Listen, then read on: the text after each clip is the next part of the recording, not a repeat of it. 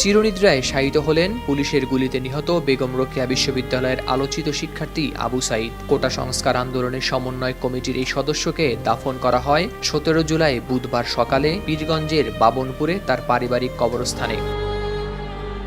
এর আগে সকালে কড়া পুলিশি পাহারায় লাশ নিয়ে যাওয়া হয় সাঈদের বাড়িতে। জেলার জাফরপাড়া কামিল মাদ্রাসা মাঠে কয়েক হাজার মানুষের উপস্থিতিতে সম্পন্ন হয় জানাজা। এ সময় উপস্থিত ছিলেন বিপুল পরিমাণ পুলিশ সদস্য। জানাজায় বিশ্ববিদ্যালয়ের পক্ষ থেকে অংশ নেন কলা অনুষদের ডিন ডক্টর শফিক আশরাফ সহ অন্যান্য শিক্ষকরা। নামাজের জামাতে ইমামতি করেন আবু সাঈদের ভাতিজা আবু সিয়াম মিয়া। এদিকে সাঈদের মৃত্যুতে এলাকায় চলছে শোকের মাতম। বাবা মা ভাই বোন এবং স্থানীয়দের আহাজারিতে ভারী হয়ে উঠেছে পুরো এলাকা।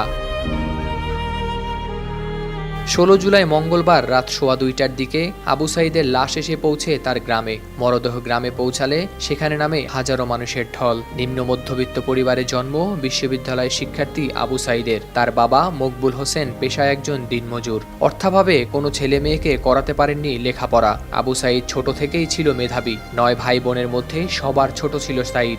আবু সাঈদকে হারিয়ে মাথায় যেন আকাশ ভেঙে পড়েছে পুরো পরিবারের। কারণ সাঈদ তার নিজ চেষ্টায় লেখাপড়া করে এসেছিল এতদূর। মেধা ও আচরণে গ্রামে সবার প্রিয় ছিল সাঈদ। সেই ছেলেকে হারিয়ে শোকে পাথর হয়ে গেছেন মা মনোয়ারা বেগম। শেষবারের মতো সন্তানের মুখ দেখার জন্য মা মনোয়ারা বেগমকে ডাকা হলে কান্নায় ভেঙে পড়েন। বলেন, যা বাবা, ভালো থাকিস, চিন্তা করিস না, মুইও তাড়াতাড়ি তোর কাছত আসিম বলে ছেলেকে চিরবিদায় জানান মা।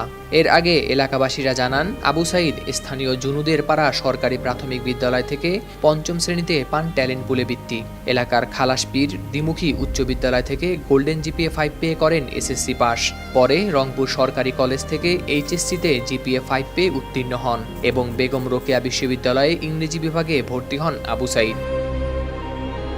১৬ জুলাই মঙ্গলবার বিকেলে রংপুর বেগম রোকেয়া বিশ্ববিদ্যালয়ে চলমান কোটাবিরোধী আন্দোলনকারী শিক্ষার্থীরা মিছিল নিয়ে শহরের লালবাগ এলাকায় থেকে যায় ক্যাম্পাসের দিকে। এরপর ক্যাম্পাসে প্রবেশের চেষ্টা করলে পুলিশ ও ছাত্রলীগ বাধা দেয় তাদের। এক পর্যায়ে পুলিশের সঙ্গে সংঘর্ষ বাধে তাদের। পুলিশ শিক্ষার্থীদের লক্ষ্য করে রাবার বুলেট, টিয়ারশেল সহ কয়েক রাউন্ড গুলি ছোড়ে। ত্রিমুখী সংঘর্ষে মিছিলের সম্মুখে থেকে বুক পেতে দেয়া আবু সাঈদ নিহত হন।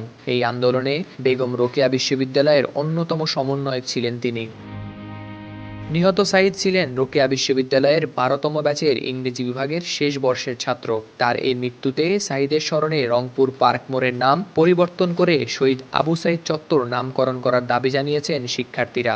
এরই মধ্যে গুগল ম্যাপেও পার্কের মোড়ের জায়গায় দেখা যাচ্ছে শহীদ আবু সাঈদ চত্বর নাম। হাওলাদার শামীম, RTV।